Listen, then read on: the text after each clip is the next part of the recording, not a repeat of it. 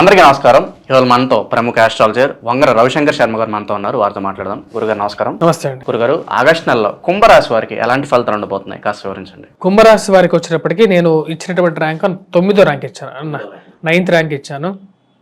ఎందుకు 9th rank ఇచ్చాను అంటే, ఈ రాశి వారికి వచ్చేటప్పటికి రవి యొక్క అనుకూలత బాగుందన్నమాట. మిగతా గ్రహాలు అంత కరెక్ట్గా లేకపోయినా సరే ఈ రాశి వారికి బాగున్నటువంటి మంచి ఫలితాన్ని ఇచ్చేది కుజుడు బాగున్నాడు. యాక్చువల్గా వచ్చేటప్పటికి ఇప్పుడు 6th పొజిషన్లో కుజుడు 27వ తారీఖు వరకు మంచి అనుకూలమైనటువంటి ఫలితాలు ఇస్తున్నాడు. కాకపోతే గురువు యొక్క అనుకూలత అనేది బాగాలేదు. గురువు ఈ రాశి వారికి 4th పొజిషన్లో గురువు ఉన్నాడు. మరి వాటితో పాటు మిగతా గ్రహస్థితి మనం గమనించినట్లయితే తృతీయ ధనస్థానంలో రాహువు, అష్టమంలో వచ్చినప్పటికీ కేతువు. కొంచెం ప్రతికూలమైనటువంటి ఫలితాలే ఎక్కువ ఉన్నాయన్నమాట. కాకపోతే ఈ రాశి వారికి వచ్చేటప్పటికి 27వ తారీఖు వరకు మంచి ఫలితాలు ఇవ్వగలిగినటువంటి గ్రహం వచ్చినప్పటికీ కుజుడు. మరి అదేవిధంగా ఈ రాశి వారికి మిగతా విషయాలు మనం గమనించినట్లయితే కుజుడు 27వ తారీఖు తర్వాత తను వెళ్తున్నటువంటి సప్తమంలోకి వెళ్తే అనుకూలంగా అవ్వడు. అదేవిధంగా మిగతా విషయాల్లో రవి యొక్క అనుకూలత కూడా అంత అనుకూలంగా లేదు. కుజుడు ఎప్పుడైతే అనుకూలంగా ఉంటాడో సమయం బాగుంటుంది. ఎందుకు 9th ర్యాంక్ ఇచ్చానంటే దానికి కారణం రాహుకేతువులు ఇద్దరు ప్రభావం అనేది ఉంది. జన్మరాశిలో శని ఉన్నాడు. ఏళ్ళనాటి శని ప్రభావం అనేది బాగా ఎక్కువగా ఎఫెక్ట్ ఉంది. నేను శనిగ్రహ సంచారం గురించి ఒక వీడియో చేశాను అన్నమాట. ఏ నక్షత్రంలో శని ఉంటే ఏ నక్షత్రాలకి ప్రభావం ఉంటుంది అన్నప్పుడు శతభిష నక్షత్రానికి మిగతా నక్షత్రాలకి మీద ఎఫెక్ట్ కరెక్ట్గా చెప్పాను. ఎవరైనా చూడనట్లయితే ఆ యొక్క వీడియో కూడా చూడొచ్చు. అంగ గోచారం అంటారు. అంగ గోచారంలో వచ్చేటప్పటికి నక్షత్ర రీత్యా ఉంటుంది. అంగ గోచారంలో ప్రతి అంగంలో ఒక నక్షత్రంలో ఆ యొక్క రాశి ఉన్న గ్రహం ఉంటే మిగతా 27 నక్షత్రాలకి 26 నక్షత్రాలకి ఎటువంటి ఫలితం ఉంటుంది, 27 నక్షత్రాల మీద ఎటువంటి ఫలితం అనేది ఉంటుంది. ఈ యొక్క రాశి వారికి ఆరోగ్యపరంగా కొన్ని జాగ్రత్తలు అనేవి తీసుకోవాలి. ఎందుకంటే జన్మరాశిలో వచ్చేటప్పటికి ఈ యొక్క శని గ్రహం ఉన్నప్పుడు ప్రభావం అనేది కొంచెం ఎక్కువగానే ఉంటుంది. అదేవిధంగా ఈ రాశి వారికి వచ్చేటప్పటికి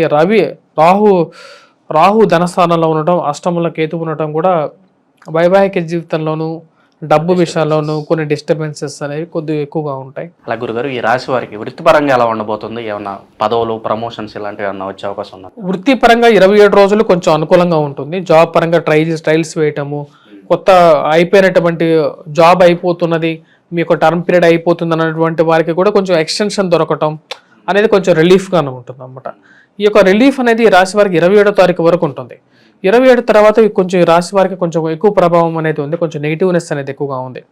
నేను ఎందుకు చెప్తున్నానంటే కొంచెం జాగ్రత్తగా ఎక్కువగా ఉంటారని, అంతే. లేకుండా ఉంటే ఎవరో నెగిటివ్నెస్ చెప్పాలనుకోరు.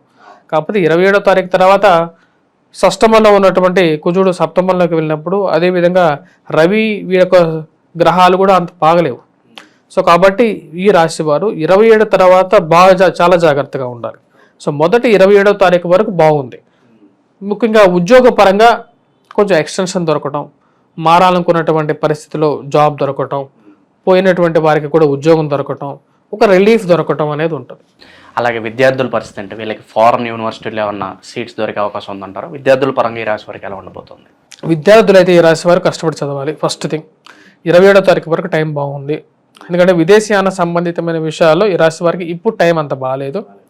కాకపోతే కొద్దిగా కష్టపడి చదవాలి. టైం బాగున్నప్పుడు కొద్దిగా ప్రయత్నం చేస్తే ఈజీగా అబ్రాడ్ అనేది వెళ్ళగలుగుతారు. రాబోతున్నటువంటి పరిస్థితి అయితే వచ్చేటప్పటికి వీరికి అంత అనుకూలమైనటువంటి గురువు బాగాలేడు యాక్చువల్గా. సో కాబట్టి కొంచెం జాగ్రత్త అనేది ఎక్కువగా ఉండాలి. అలాగే కోర్టు వ్యవహారాలు, భూ కబ్జాల గురించి ఏమన్నా వీటిలో ఇరుక్కున్న వాళ్ళు ఉంటారు, వాళ్ళ పరిస్థితి ఏంటంటారు?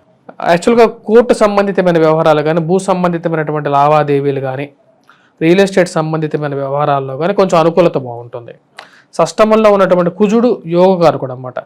పోలీస్ డిపార్ట్మెంట్లో పనిచేస్తున్నటువంటి వారు, రెవెన్యూ డిపార్ట్మెంట్స్లో పనిచేస్తున్నటువంటి వారు, ప్రమోషన్స్ రాకుండా ఇరుక్కుపోయి ఉంటారు కొంతమంది. చాలా సంవత్సరాలు ఒకే చోట ఉంటూ ముందుకు వెళ్ళలేక పోలీస్ డిపార్ట్మెంట్లో ఉన్న వాళ్ళు బాగా కష్టపడుతుంటారు. మరి అదేవిధంగా కోర్టు వ్యవహారాల్లో ఉన్నటువంటి వారికి కూడా కొద్ది కష్టాలు ఎక్కువగా ఉంటాయి. వారికి కొంచెం రిలీఫ్ దొరుకుతుంది అన్నమాట.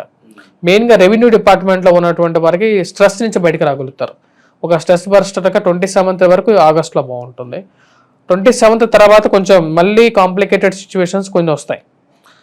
నేను అంటే ఉన్నది ఉన్నట్టుగా చెప్పాలి ఎప్పుడైనా. అలాగే వ్యాపారస్తులకి, వీళ్ళు కొత్త వ్యాపారాల్లో పెట్టుబడి పెట్టడానికి మరి రిస్క్ ఫ్యాక్టర్ ఎలా ఉందంటారు వ్యాపారస్తులకి?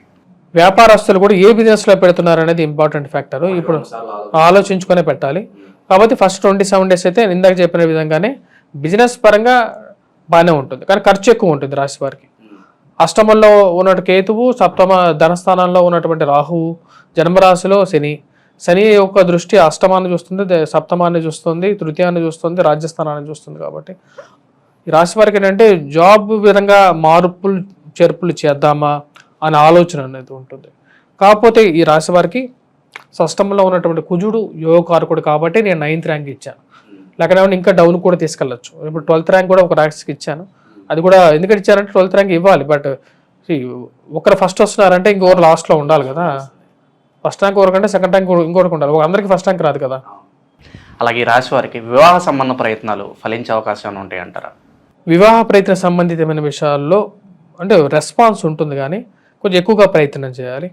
ఆల్రెడీ వివాహం చేసుకున్నటువంటి వారు కూడా మాట్లాడేటప్పుడు జాగ్రత్తగా మాట్లాడటం, మాటల్లో కొన్ని మార్పు చేర్పులు చేసుకొని మాట్లాడటం, కోపాన్ని కొంచెం తగ్గించుకొని మాట్లాడటం, సరళంగా మాట్లాడడానికి ప్రయత్నం చేయటం అనేది ముఖ్యం. కానీ రాశి వారికి వైవాహిక జీవితం బాగుంటుంది. సప్తమంలో బుధుడు వక్రగతిలో ఉన్నాడు, శుక్రుడు కూడా రాబోతున్నాడు. కాబట్టి బుధుడు శుక్రుడు సప్తమంలో ఉన్నప్పుడు కొంచెం అనుకూలంగా ఉండదు, కానీ శుక్రుడు అనుకూలంగా ఉండదు అన్నమాట. మెయిన్గా లేడీస్తో డీల్ చేసేటప్పుడు జాగ్రత్తగా డీల్ చేయాలి. అన్య సంపర్కాలు అంటే ఎక్స్ట్రా మ్యారిటల్ అఫైర్స్ కానీ ఈ విషయాల్లో జాగ్రత్తగా ఉండాలి.